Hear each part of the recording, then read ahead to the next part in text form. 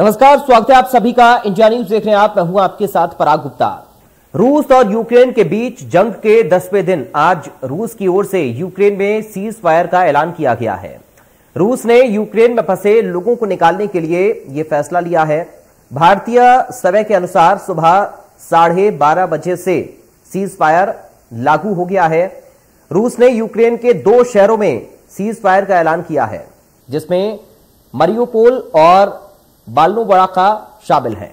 इन दोनों शहरों में ही युद्ध विराम किया गया है और इसमें कहा गया है कि जब तक यहां फंसे हुए लोगों को निकाल नहीं लिया जाता तब तक हमले नहीं किए जाएंगे। आपको बता दें कि दोनों देशों के बीच 2 दौर की वार्ता हो चुकी है, जबकि तीसरे दौर की वार्ता संभवतः आज या कल में हो सकती है। दरअसल यूक्रेन में भारतीय समेत दुनिया के कई देशों के लोग फंसे हुए हैं। इसमें बड़ी संख्या में भारतीय छात्र भी शामिल हैं। ऐसे में उन सभी लोगों के लिए यह काफी राहत की खबर है। कुल मिलाकर 24 फरवरी से जारी 2 देशों के बीच जंग की खबरों के बीच 5 मार्च यानी कि शनिवार को आज राहत की खबर आई है। यूक्रेन में फंसे भारतीयों को निकालने का भी काम तेजी से किया जा रहा है। युद्धग्रस्त देश यूक्रेन में फंसे भारतीय छात्रों को वहां से निकालने के लिए केंद्र सरकार व्यापक स्तर पर ऑपरेशन गंगा चला रही है। ऐसे में अभी तक 6200 से ज्यादा भारतीय नागरिकों को विशेष उड़ानों के जरिए देश में लाया जा चुका है। अनुमान लगाया जा रहा है कि आने वाले 2 दिनों में 7400 से अधिक भारतीयों को वतन वापस लाया जाएगा। इस बीच खबर मिल रही है कि पसोचीन में भारतीय छात्रों के निकलने का सिलसिला शुरू हो गया है। जानकारी के मुताबिक स्टूडेंट का यह दल रोमानिया बॉर्डर की तरफ ले जाया जा रहा है और ये छात्र खार्किव से निकलकर बीते 2 दिन से पसोचीन में थे।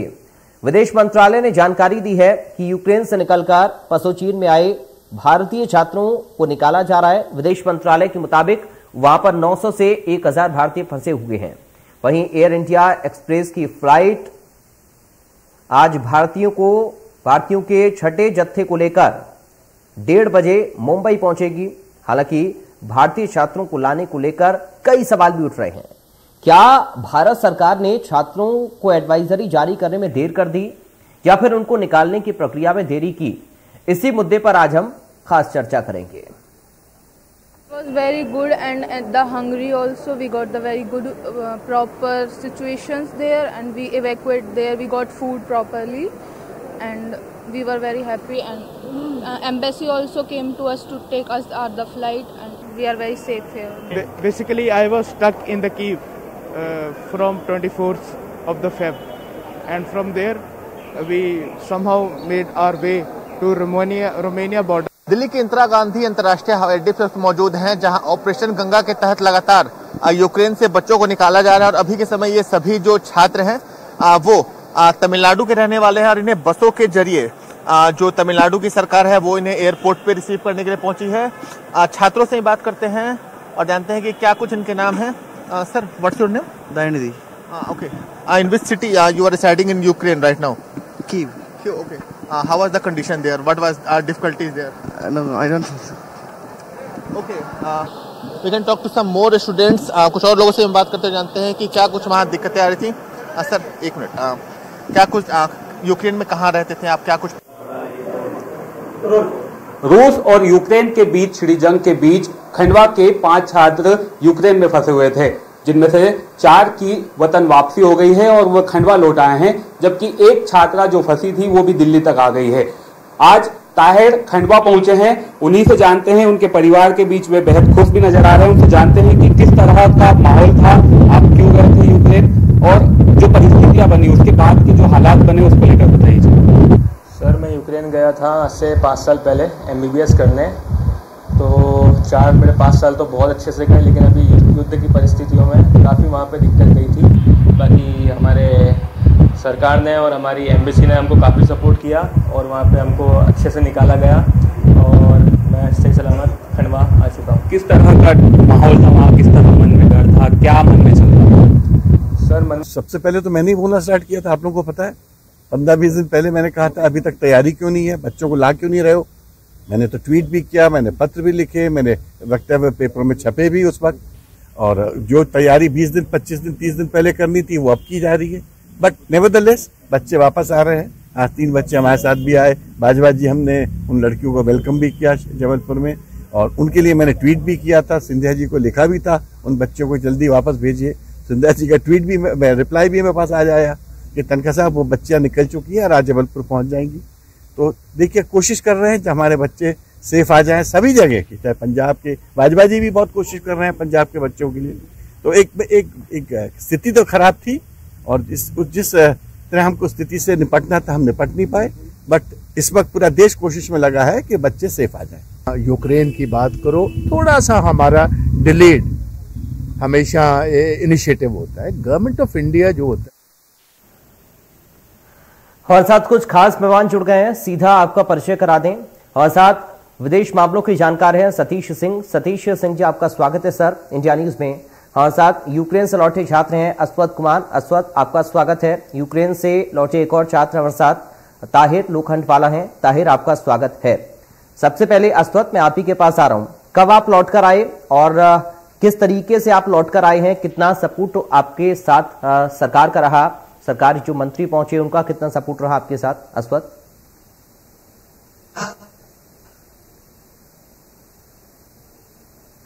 अस्वद आपकी आवाज नहीं आ रही है, अगर आप म्यूट हैं तो प्लीज अनम्यूट करिए।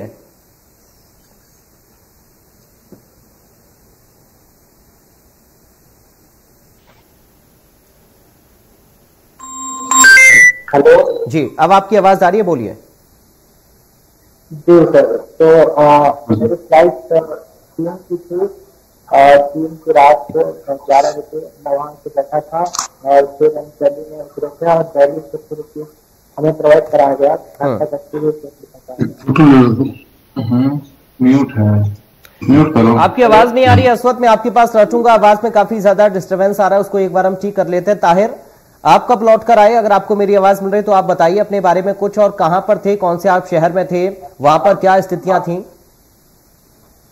हेलो, पहले ही आया हूँ और खंडवा भी कल ही पहुंचा मैं, और मैं था यूक्रेन में, यूक्रेन के ओडेसा नामक शहर में, जहाँ से मैं सीरियत बॉर्डर की तरफ बढ़ा जो कि रोमानिया है, और वहां से मुझे गवर्नमेंट ने इंडिया दिल्ली लाया, और दिल्ली से एमपी गवर्नमेंट ने मुझे खंडवा तक पहुंचाया जी। तो मेरा सफर काफी सही गया, गवर्नमेंट का अच्छा सपोर्ट था मुझे दिल्ली की, और रोमानिया बॉर्डर पे भी एम्बेसी के जो लोग थे उनका मेरे को अच्छा सपोर्ट था। थोड़ा दिक्कत रोमानिया बॉर्डर के अंदर आया मुझे, यहाँ पे हमें काफी स्ट्रगल करना पड़ा बॉर्डर क्रॉस करने में, और ओडेसा से रोमानिया जाने में हमें काफी स्ट्रगल करना पड़ा। दूसरे अगर आप हटा दिया जाए तो बाकी मेरा सफर काफी सही गया। ताहिर, आप कौन से शहर में वहां पर रह रहे थे, और क्या आपके आसपास भी बम धमाकों की खबरें या फिर आवाजें आप सुन रहे थे? क्या वहां पर भी मंजर बहुत ज्यादा खौफनाक था? जी सर, मैं ओडिशा में था। वहाँ शुरुआत में तो ऐसा कुछ नहीं हुआ, लेकिन जब मैंने फ्लाइट टिकट करवाई थी 3 दिन, तो उसके 3 दिन पहले से काफी शेलिंग्स हुई। मेरे घर के पास में तो नहीं, लेकिन कुछ 10 किलोमीटर दूर, कुछ 4 किलोमीटर दूर बॉम्ब्स गिरे थे, जिसका वाइब्रेशन हमारे फ्लैट तक जरूर आया था। और एक रात की आर्टिलरी फायर हो रही थी, हवा में काफी प्लेयर्स उड़ रही थी, और काफी गोलियों की आवाजें भी आ रही थी हमें। तो वो रात काफी हमारी थोड़े सहम गए थे हम लोग, और काफी मतलब आवाजें तो काफी थी, और काफी डरावना मतलब भयानक माहौल था वहां पे। ठीक है, आप ताहिर बने रहिए, आपके पास मैं लौटूंगा। सतीश सिंह जी, वाकई में मंजर काफी ज्यादा खौफनाक ये सभी छात्र देख कर आए हैं जो कि लौटे हैं, और बड़ी मुश्किलात का सामना इन लोगों को तब करना पड़ा जब यूक्रेन से ये लोग पोलैंड पहुंचे, रोमानिया पहुंचे, अलग अलग जगह पर बॉर्डर्स पर मुसीबतें आई। लेकिन उसके बाद सरकार की ओर से भी इनिशिएट लिया गया, और कोशिश ये की गई कि जल्द से जल्द इन सभी छात्रों को वापस लाया जाए। अभी भी ये प्रक्रिया जारी है, ऑपरेशन गंगा हम चला रहे हैं। लेकिन इस पूरे प्रकरण को आप, इस पूरी प्रोसीजर को आप किस तरह से देख रहे हैं? क्या थोड़ी सी देरी हुई? ये जो अभी हम अभियान चला रहे हैं, और ये जो फुर्ती, ये जो तेजी हमने अभी दिखाई है, इसको पहले से हमें दिखाना चाहिए था? सतीश जी, देखिए, इसमें डिप्लोमेटिक तंत्र में अब ये बातों को कहना कि देर हुई है तो हमको लगता है वाजिब नहीं होगा, लेकिन क्योंकि भारत की मान्यता ये थी, और दुनिया के कई ऐसा देश मानते थे कि शायद बातचीत के द्वारा स्थिति को सुधारा जा सकता है, और आक्रमण शायद कुछ दिनों बाद होगा। शायद भारतीय आकलन भी यही था, लेकिन जिस तरीके से पुतिन के द्वारा, रूस के द्वारा आक्रमण की शुरुआत की गई और स्थिति अत्यंत गंभीर बन गई, वो उससे हमको लगता है कि दिक्कत ज्यादा बढ़ी है। और हमारे 20,000 बच्चे जो यूक्रेन में मुख्यतः मेडिकल की पढ़ाई करने वहां जाते हैं, वो उस बीच में फंस गए। लेकिन उसके बाद से जिस तरीके से सरकार ने गति बच्चों को निकालने की कोशिश की है, अपने तमाम डिप्लोमेट को जो सराउंडिंग एरियाज में यूक्रेन के हैं वहां पर उनको भेजा गया, तैनात किया गया। और इस बात की लगातार कोशिश की जा रही है कि हमारा अब कोई भी बच्चा इस आक्रमण का शिकार ना बने। तो हमें लगता है कि ऑपरेशन गंगा काफी सफल होता हुआ दिखाई दे रहा है। लेकिन दुर्भाग्यपूर्ण है कि जिस तरीके से अंतर्राष्ट्रीय परिक्रम में बदलाव आ रहा है, या दोनों तरफ से जिस तरीके से हठधर्मिता की स्थिति दिखाई दे रही है, उससे हमारे बच्चे उसमें फंसे हुए हैं। वो हमारे लिए एक कूटनीतिक चुनौती के रूप में है सामने। जब तक पूरे बच्चे वहां से वापस नहीं आ जाते, ये समस्या बनी रहेगी। अभी एक सवाल और सतीश आपसे मैं लूंगा, सीज फायर का ऐलान किया है रूस ने, क्योंकि भारत के भी कई स्टूडेंट्स अभी भी वहां पर हैं, बाकी देशों के भी लोग वहां पर हैं, वो सभी सकुशल वापस आए, कम से कम आम नागरिकों को नुकसान ना हो। इस पर अब रूस ने सीज फायर का ऐलान किया है, इस पर आपकी प्रतिक्रिया चाहूंगा। ये एक बिल्कुल ये सकारात्मक पहल है। और आप देखें कि जब पहला भारतीय बच्चा हताहत हुआ इस प्रकरण में, तो भारत के प्रधानमंत्री ने सक्रियता दिखाते हुए सीधे रूस के राष्ट्रपति से भी बातचीत की। उसका अर्थ ये नहीं था कि बातचीत करने का अर्थ ये नहीं था कि भारत का पक्ष रूस की तरफ है। भारत ने डिप्लोमेटिकली एब्सटेन किया है, ये बात पूरी दुनिया को मालूम है। लेकिन अपनी जो राष्ट्रीय क्षति है या राष्ट्रीय सुरक्षा है, अपने बच्चों के प्रति जो संवेदना है, उसको उन्होंने आगे दिखाते हुए बड़ी संजीदगी के साथ और तत्परता के साथ वहां के राष्ट्रपति से बातचीत की और सुनिश्चित करने की कोशिश की कि इस भयंकर स्थिति में भी उन जगहों पर हमला न किया जाए जहां पर भारतीय बच्चे फंसे हुए हैं। तो निश्चित रूप से जो सीज फायर का ऐलान है वो भारतीय नक्शे कदम पर है। भारत के लिए ये युद्ध या संघर्ष हर तरीके से एक तरह से नुकसानदायक है, क्योंकि हमारे संबंध दोनों पक्षों के साथ हैं। तो जो रणनीति भारत ने अपनाई है, जो निर्णय भारत ने लिया है, उसके अनुरूप अगर सीज फायर होता है तो हम कहेंगे कि भारतीय नीति और भारतीय सोच उसमें का भी बल दिखाई देता है। और रूस और यूक्रेन के बीच में वो सामने लाने में, उनके बीच एक फार्मूला लाने में, और भारत तो वैसे भी हमेशा शांति का ही पक्षधर रहा है। सतीश जी बिल्कुल। ठीक है, मैं आपके पास लौटूंगा सर। अश्वत अगर हमारे साथ हैं तो अश्वत, आपको आवाज आ रही है हमारी? जी सर, आ रही है। जी अश्वत, अब आप बताइए कि आप कब लौट कर आए हैं, क्या किस जरिए आप लौट कर आए, और कितना सपोर्टिव रहे हमारे अधिकारी भारत के, यूक्रेन की सरकार के अधिकारियों की हम बात करें, वहां के मंत्रियों की बात करें, क्या कुछ उस दौरान आपने देखा, और जहां पर आप रह रहे थे वहां पर क्या कंडीशन थी? अश्वत जी सर, मैं इवानो-फ्रैंकोविच में रह रहा था, और जिस दिन कीव में अटैक हुआ था उस दिन इवानो एयरबेस में भी अटैक हुआ था। 2 मिसाइल वहां पे गिरी थी और वहां पे सायरन बज रहे थे और सब कोई घबराए हुए थे, और हम सारे दोस्त भी बहुत घबराए हुए थे क्या। तो हम लोग ने जल्दी कोशिश करी कि बस करते हैं करके, और या फिर टैक्सी करते हैं जिसकी जल्दी हम बॉर्डर की तरफ चलते हैं। तो हम लोगों ने बस किए थे, 50 लोगों की बस थी हमारे, और हम वहां तक गए और करीबन 18 किलोमीटर का जाम था वहां पे। बस ने हमें करीबन 8 किलोमीटर पहले छोड़ दिया था, फिर 8 किलोमीटर तक चलते गए थे पैदल, और वहां पे करीबन हम 1.5 दिन तक रुके हुए थे बॉर्डर के बाहर ही। और वहां की स्थिति कुछ बेकार थी, स्टूडेंट बहुत स्ट्रगल कर रहे थे। और उसके बाद हम बॉर्डर क्रॉस किए, तब हमें बहुत सब चीज प्रोवाइड कराए थे, पानी और रहना खाना सब चीज हमें दिया गया वहाँ पे अच्छे से। और जब हमें बोले, हमें एमबीसी से आए थे लोग, बोले हम आपको जल्दी से जल्दी आप निकाल देंगे, अब आप बेफिक्र रहिए करके, अब उन्होंने निकाल दिया। ठीक है अश्वत, वहां पर अभी आपके कितने और ऐसे दोस्त हैं जो कि जिनको आप जानते हैं फंसे हुए हैं, और जब आपने बॉर्डर क्रॉस किया तो वहां पर किन चीजों को आपने देखा, कितनी परेशानी हुई, या फिर कितना काम आया भारत का तिरंगा जिसका जिक्र हम लगातार कर रहे हैं? वहां से जो छात्र लौट कर आए हैं उन्होंने, कई लोगों ने इसका जिक्र किया है कि हमने अपनी गाड़ी पर तिरंगा लगाया हुआ था, हमारे हाथों में तिरंगा झंडा था। तो चाहे रशियन आर्मी हो या फिर यूक्रेन की फौज हो, किसी ने भारत के छात्रों को कम से कम नहीं रोका। नहीं रोका। हमने अपने बस के सामने तिरंगा लगाया हुआ था और हम अच्छे से अपने वहां निकले थे और हमें बीच में भी कहीं नहीं रोका गया। बॉर्डर तक हम सेफली पहुंचे थे। और बॉर्डर की स्थिति इस टाइम पे बहुत बेकार थी क्योंकि ठंड भी बहुत थी और रहने के लिए भी कोई जगह नहीं थी वहां पर। तो स्ट्रगल कर रहे थे वहां पर। ठीक है ताहिर, एक चीज मैं आपसे समझना चाहूंगा, जब से शुरुआत हुई इस जंग की 10 दिन आज हो गया है और जब तक आप वहां पर फंसे रहे, वो जो दौर था वाकई में बड़ा मुश्किल भरा रहा होगा, इस बात को हम सब समझते हैं। लेकिन कैसे आपने सरवाइव किया, कैसे वहां पर सुरक्षित स्थानों पर आप गए, खाने पीने की व्यवस्था किस तरीके से आपकी हुई, राशन पानी का जुगाड़ आपने कैसे किया, और जो बंकर्स वहां पर बनाए गए थे या फिर जो जहां पर शिफ्ट सुरक्षित स्थानों पर लोगों को किया जा रहा था, वहां की व्यवस्था कैसी थी और कैसे आप बॉर्डर तक पहुंचे? ताहिर जी सर, जब ब्लास्ट हुआ, जब पहला ब्लास्ट हुआ था हमारे शहर में, तो काफी हलचल मच गई थी। हम जब बाहर निकले तो वहां पे हम देख रहे थे कि सारे रास्तों पर ट्रैफिक जाम है, सब लोकल पब्लिक भी वहां से ओडिशा से निकलने की कोशिश करी थी। यूक्रेन से वो कुछ लोग मोल्दोवा बॉर्डर तरफ भाग रहे थे, कुछ लोग सीरत बॉर्डर तरफ भाग रहे थे, तो पूरा अफरा तफरी का माहौल था।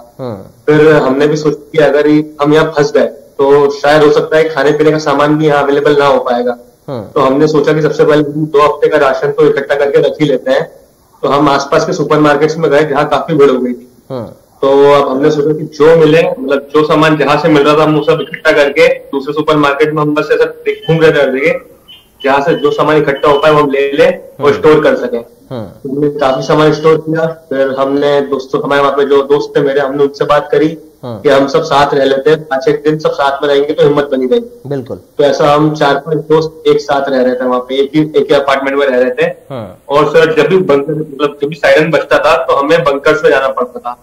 और होपफुली हमारा ओडिशा शहर है उसमें काफी बंकर्स है, जैसे हर 1 किलोमीटर में 2-3 बंकर्स तो होते ही थे।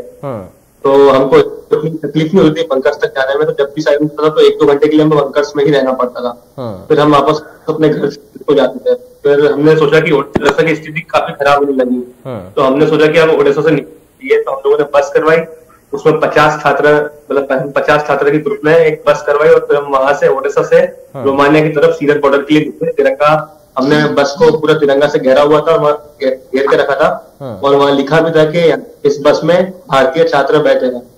तो उस तरीके से हमें कोई भी इंडियन आर्मी ने कुछ भी परेशान नहीं किया। वो बस में चेक करने आते थे और हंस के और हमें हिम्मत देते जाते थे, फिक्र मत करिए, आपको आपका रास्ता सही रहेगा, कोई दिक्कत नहीं आएगी। तो ऐसे तिरंगा ने हमारी काफी मदद की रोमानिया तक पहुंचने में। हमें रोमानिया जाने में काफी टाइम लगा, कुछ 12 घंटे की जर्नी होती है वैसे तो रोमानिया की। बाकी ट्रैफिक जाम इतना था कि हमें 30 से 35 घंटे लगे और जाम होने के कारण हमें काफी चलना ही पड़ा। तो हमारी बस में कुछ 20 किलोमीटर, कुछ 15-20 किलोमीटर पहले उतर दिया था। तो हमें ठंड में 20 किलोमीटर चलना ही पड़ा और काफी दिक्कत आई उसमें भी, क्योंकि हमारे पास थोड़ा सामान भी था। और फिर बॉर्डर पे भी हमें कुछ 6-7 घंटे में खड़ा रहना पड़ा, लाइन बहुत लंबी थी। एंड यूक्रेन लोग का सपोर्ट हमें काफी अच्छा मिला। हम जो रास्ते पे हमको जो चल के जाना पड़ा, वहाँ पे काफी लोगों ने अपने सामान रखे थे, जैसे फ्रूट्स रखे थे, पानी, खाना, ब्रेड, बटर, ये सब रखा हुआ था। तो हमें इतनी दिक्कत नहीं आई, लेकिन फिर भी हल्का सा स्ट्रगल तो हमें करना पड़ा। ठीक, यानी कि सपोर्ट काफी ज्यादा आपको वहां के लोकल लोगों का मिला और आर्मी का भी मिला। आपके पास मैं लौटूंगा, लेकिन सतीश एक चीज मैं आपसे अब समझना चाह रहा हूं। सवाल यह है कि अचानक से इस तरीके का माहौल कैसे क्रिएट हुआ, भगदड़ कैसे मची? क्योंकि कुछ छात्रों को हमने सुना, हमने अपने प्रोग्राम में कुछ छात्रों को पहले भी जोड़ा है, उन लोगों ने कहा था कि जब मीडिया पर इस तरीके की खबरें चल रही थी तो वहां के लोकल जो लोग हैं वो ये कह रहे थे कि ये सब कुछ नहीं है, ये सब मीडिया वॉर है और ये सब तो चलता आ रहा है, बहुत पुराना है, कुछ नहीं होने वाला है। लेकिन रूस ने जब अचानक से हमला किया तो ये क्या समझा जा सकता है इसी चीज से कि इसी वजह से एक साथ पैनिक क्रिएट हुआ?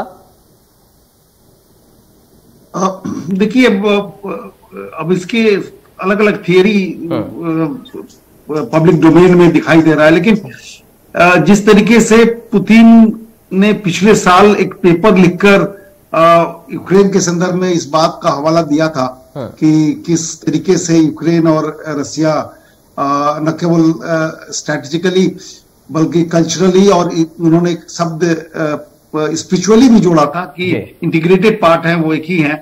तो इस बात की पूरी उम्मीद थी कि रूस आज नहीं तो कल आक्रमण करेगा। क्रीमिया को 2014 में उसने ले ही लिया था। तो इस बात में कोई संदेह नहीं था कि पुतिन बैकट्रैक होने वाले, क्योंकि पुतिन का जो राजनीतिक परिवेश देखा जाए या उनके निर्णय लेने की क्षमता या उसको देखा जाए, तो वो जो कहते हैं वो उस चीज को संभवतः उसी रास्ते पर चलने की कोशिश करते हैं। तो ये इस बात में कोई संदेह नहीं था कि आक्रमण होगा। आक्रमण इतना जल्दी होगा इस बात पर विवेचना हो रही है। और हमको लगता है कि बहुत सारे देश, भारत भी शायद वो समझ नहीं पाया कि अपने बच्चों को पहले निकाला जाना चाहिए था और आक्रमण अचानक हो गया। तो यही जद्दोजहद, यही इसी डिप्लोमेटिक हमको लगता है कि अगर आप कमी कह लें या दिक्कत कह लें, तो इसको समझने में निश्चित रूप से दुनिया को दिक्कत हुई है। भारत भी उसमें शामिल है कि अगर ये होना था तो बच्चे को पहले निकाला जाना चाहिए था। बिल्कुल ठीक है। लेकिन उसके बाद से जिस तरीके से सरकार ने सक्रियता दिखाई है, लोगों को कोशिश हमारी लगातार जारी है और इसी कोशिश को लेकर अस्वस्थ जी ठीक है सर, ठीक है। आज क्योंकि समय की हमारे पास कमी है, इसलिए अस्वस्थ से बहुत छोटा एक कमेंट मैं चाहूंगा। अभी भी जो छात्र अस्वस्थ फंसे हुए हैं उनकी हिम्मत के लिए एक संदेश आप क्या देंगे? बहुत छोटा। बिल्कुल मजबूती, बाहर नहीं निकले। भारतीय सरकार के द्वारा दिए गए आश्वासन और बातों पर गंभीरता से उस पर अमल करें और भारत की सरकार उनकी संजीदगी, उनकी सुरक्षा के लिए पूरी तरह से सजग है और उन्हें वापस लाएगी। हम सबकी प्रार्थना आपके साथ है कि आप सुरक्षित रहें और जैसा सरकार के द्वारा कहा जा रहा है उसका पालन करें। चलिए ठीक है, बहुत पॉजिटिव है और बहुत शुक्रिया आप तीनों का हमारे साथ जुड़ने के लिए। सतीश सिंह जी आपका बहुत शुक्रिया और आप दोनों का बहुत शुक्रिया। दो छात्र आज हमारे साथ जुड़े जिन्होंने बताया कि कैसे जद्दोजहद करके वो लोग बॉर्डर तक पहुंचे और वापस अपने वतन लौट कर आए हैं। ऑपरेशन गंगा लगातार चलाया जा रहा है, लेकिन कोशिश यही है कि जो भी छात्र हैं वहां पर सुरक्षित रहें। और अपील भी हम यही करना चाहेंगे कि सोशल मीडिया पर अफवाहों पर ध्यान ना दें, जो कि ऑथेंटिक न्यूज़ है सिर्फ उसी पर बिलीव करें। और कोशिश हमारी लगातार जारी है छात्रों को लाने के लिए, बस थोड़ा धैर्य रखने की जरूरत है। नमस्कार।